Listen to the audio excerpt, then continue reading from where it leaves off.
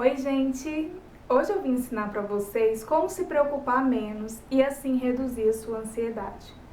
Todos nós temos preocupações, mas as pessoas com transtornos de ansiedade têm isso com um nível ainda maior e uma intensidade ainda maior. As pessoas que têm algum transtorno de ansiedade sofrem ainda mais com isso, porque elas têm muitas preocupações e ao longo de muito tempo.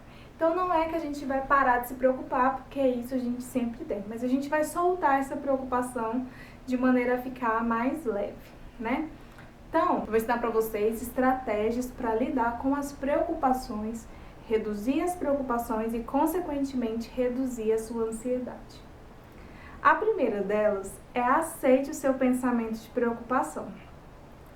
Então, quando acontecer de você pensar, ter ali alguma preocupação, você vai apenas olhar para esse pensamento, aceitá-lo e vai dizer algo do tipo: ok, isto é uma preocupação. Ok. Você não vai lutar contra esse pensamento.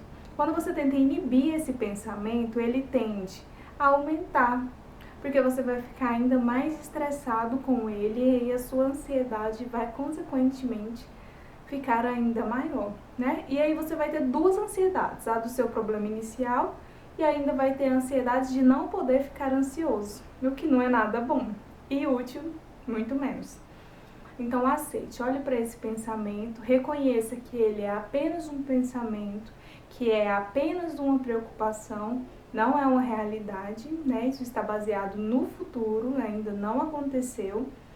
Olhe a realidade, aceite isso e assim essa ansiedade pela preocupação vai diminuir. Outra dica é você fazer as pazes com a incerteza. Nós não temos certeza de nada que vai acontecer. Por mais que a gente tenha alguma previsão, não tem como ter certeza 100% de nada que vai acontecer. Então, aceite isso.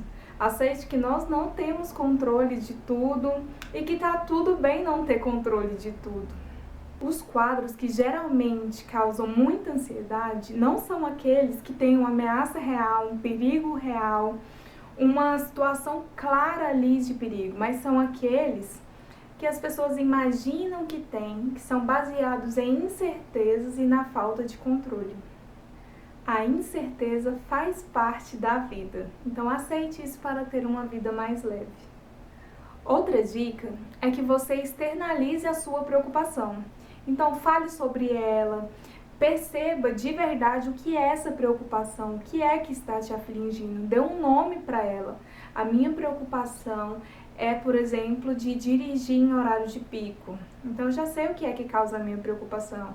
A minha preocupação é de não ter dinheiro para as contas do final do mês. Então eu já sei o que é a minha preocupação, já posso traçar uma estratégia para lidar com ela. Então dê um nome para essa sua preocupação. Escreva sobre os seus medos. Isso ajuda você a externalizar esse medo e colocar ele em algum lugar. Quando você escreve, dá a impressão de que ele já está ali para ser resolvido, de que alguma coisa já está sendo feita para solucionar. Isso ajuda muito em casos de pessoas que não conseguem dormir por causa das preocupações. Pega um caderno, já escreve todas essas coisas que te causam essa preocupação e deixa ali.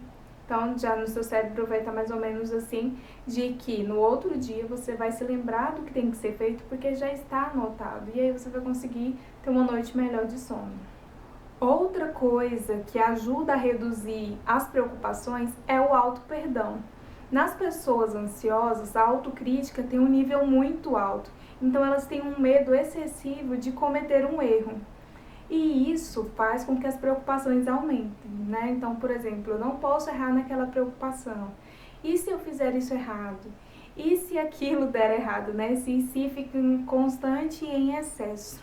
Quando a autocrítica está em excesso, acaba gerando muitas preocupações devido ao medo excessivo de errar. Treine o auto-perdão. Todo mundo erra, se permita errar também. Aceite que você tem essa condição de errar e tá tudo bem. Então essas foram as 4 dicas que eu tinha para dar para você, para te ajudar a reduzir a sua preocupação e assim reduzir a sua ansiedade.